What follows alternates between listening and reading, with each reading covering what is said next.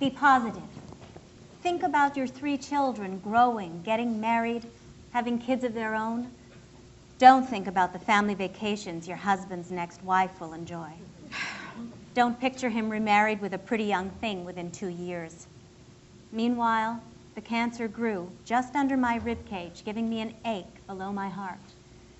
When the time came to tell my children, I strived for concern, not fear.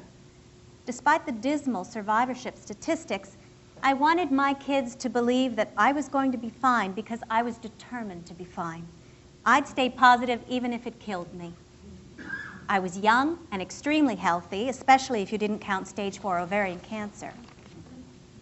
Our home telephone rang repeatedly.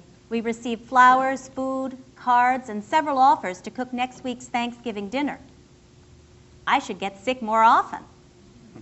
I faced the children. I'll be back to normal soon enough. I just won't be able to have more children. My 10-year-old Robert smiled. You don't want more children. That's true, but it's a serious operation. But don't worry, your father will make sure I have the best surgeon in the world. Charles, my 13-year-old, said, "Get out of here.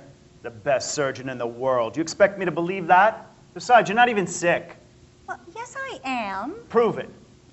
I don't look sick, but take my word for it. I'm very, very sick. Come on. I looked at my husband, Bruce. He asked if they wanted to see the CAT scan. My 16-year-old daughter started to cry. Finally, one of my own flesh and blood understood. Frankly, I was pleased that the prospect of losing me affected her. Teenage girls often hate their mothers, but my daughter loved me. The boys were too calm, either in denial or convinced I'd be fine. I suspected the latter because my boys don't shy away from expressing difficult emotions. They've been known to cry when it's their turn to walk the dog. Well, what will you say when some well-meaning person comes up to you and asks, "How is your mother?" I'll say, "She's dying. Give me money." Just say thanks, she's going to be fine. The next day, Bruce and I went to see the best surgeon in the world. Unfortunately, his soonest slot was a month away. I couldn't wait that long. He recommended someone else to perform the surgery sooner, and a thoracic surgeon because the cancer had spread to my lung. I'm hoping my son Robert will be a doctor too someday.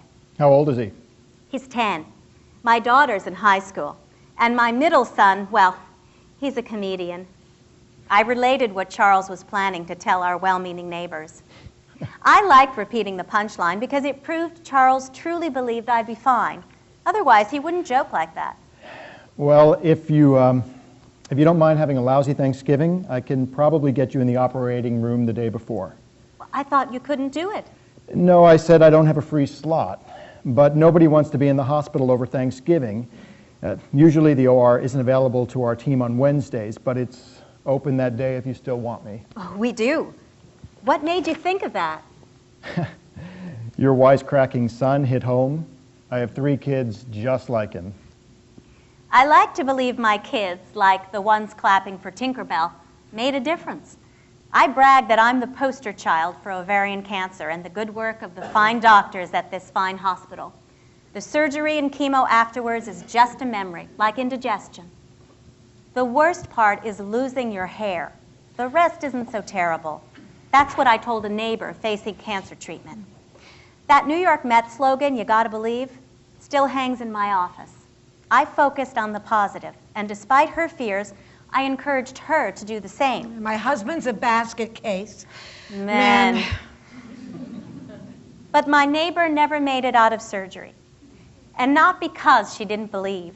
Sadly, with cancer, even the most positive person can have a bad outcome.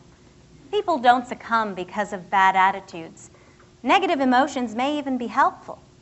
Ultimately, though, what difference does our perspective make? That life might be over too soon makes every day, every moment, a joy. I gotta believe that's the way to live, positively.